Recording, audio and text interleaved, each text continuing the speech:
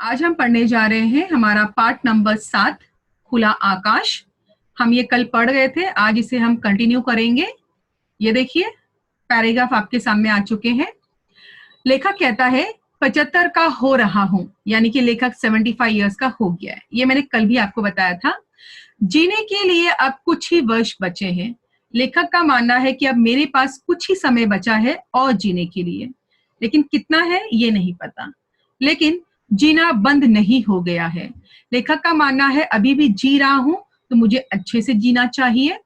यह एहसास कि मृत्यु बहुत दूर नहीं है, उम्र के किसी भी पड़ाव पे हो सकती है। चित्र देखिए, लेखक का मानना है कि वो 75 का हो गया है, कितना जिंदा रहेगा नहीं पता।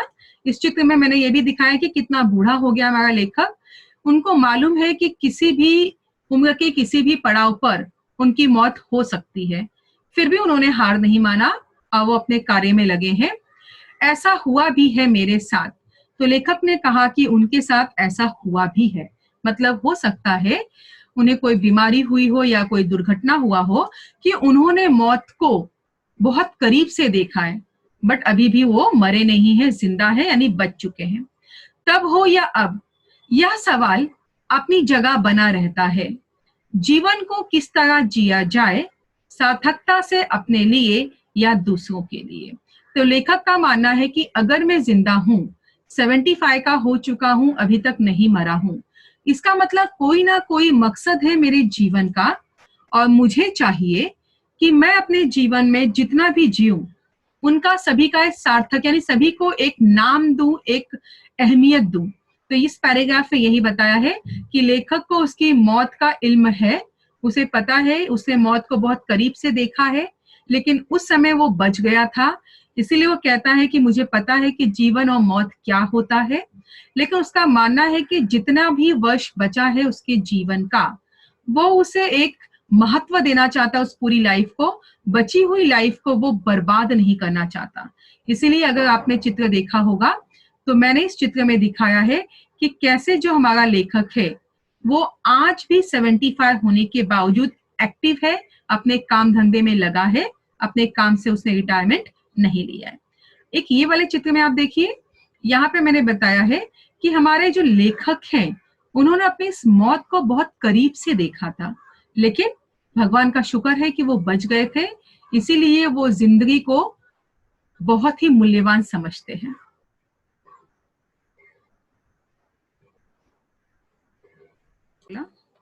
चलिए अगला देखते हैं। अगला हमारा टॉपिक है दिल्ली में रहना। दिल्ली शहर में घर ढूंढ रहा हूं, यानी हमारा लेखक दिल्ली में घर ढूंढ रहा है। शहर जैसे एक बहुत बड़ी बस। लेखक का मानना है दिल्ली शहर एक बस नुमा है, सवारियों से लंदफंद। ये लंदफंद पहले भी आपको आ चुका है, पहले वाले जब हम पेज में पढ़ रहे थे तो दूसरे पैराग्राफ में आया था, मकान पे मकान पे। तो लंदफंद का मतलब होता है आलतू फालतू। हर वक्त चलायमान, चलायमान का मतलब होता है चलते रहना। लिख दीजिए, चलायमान का मतलब होता है चलते रहना। अब देखिए लेखक क्या कहता है, दिल्ली शहर में घर ढूंढ रहा हूं। तो लेखक का मानना है कि दिल्ली में घर ढूंढ रहा है, और दिल्ली को उसने क्या कहा, एक बहुत बड़ी बस कहा है। सवारियों से लंदफंद, जैसे एक बस लोगों से भर जाती है, सवारियों से, मतलब जितनी सवारियां होनी चाहिए बस में उससे ज्यादा सवारियों से, ज्यादा लोगों से वो बस भर जाती है।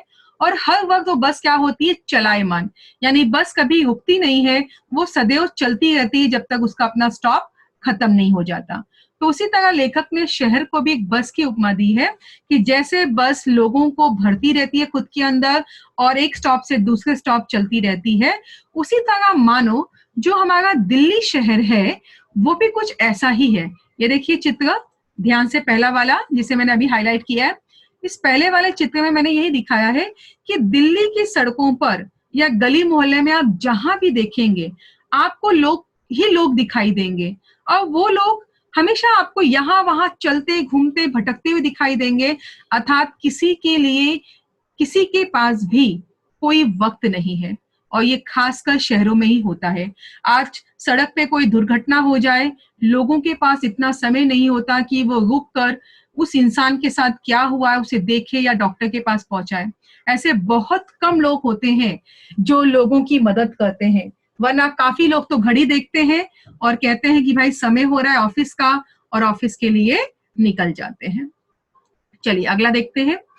दिल्ली में रहने का मतलब कहीं पायदान बराबर, पायदान का मतलब होता है आपका जो डोरमेट होता है वो साइज होता है। तो लेखक कहते हैं कि कहीं पायदान बराबर 2 कमरों में 2 पांव टिका कर किसी तरह लटक जाओ और लटके रहो जिंदगी भर। तो लेखक ने यहाँ पे दिल्ली के जो घरों का अंदर के हालात है वो बताए हैं। तो ये देखिए चित्र, मैंने भी यहाँ पे एक चित्र दिखाया है। अगर आपने ये चित्र ध्यान से देखे होंगे, देखिए जो मैंने अभी हाईलाइट किया है, इन चित्रों में मैंने दिल्ली के मकानों को दिखाया है कि कैसे मकान पर मकान लदे हुए हैं और कितने करीब करीब मकान है। जैसे हम पहले भी पढ़ चुके थे अपने मकान पे मकान वाले टॉपिक पे कि इतना आजकल लोगों ने मकान पे मकान बना लिया है कि जो गैप होना चाहिए हवा आने का या सूर्य की रोशनी आने का, पेड़ पौधे लगाने का, वो जो जगह होती है गैप, वो भी जगह भरती जा रही है। इसीलिए लेखक ने यहाँ क्या बोला है कि दिल्ली में जब वो घर देखने गए तो क्या मिल गया उनको, पायदान बराबर 2 कमरों का, यानी 2 कमरों का इतना छोटा घर मिल रहा है कि अगर आप अपना पाँव रख दीजिए तो पता ही नहीं चलता कि घर कब शुरू हुआ और घर कब खत्म हो गया।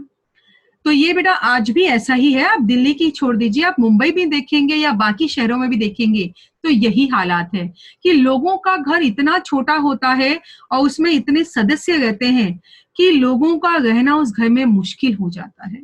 अगला देखिए, जिंदगी का मतलब बस इतना ही नहीं कि जब तक बन पड़े लटके रहो, फिर धीरे से कहीं भीड़ भाड़ में गिर जाओ। लेखक ने यह पैराग्राफ लिखा था 12 जून 1903 में।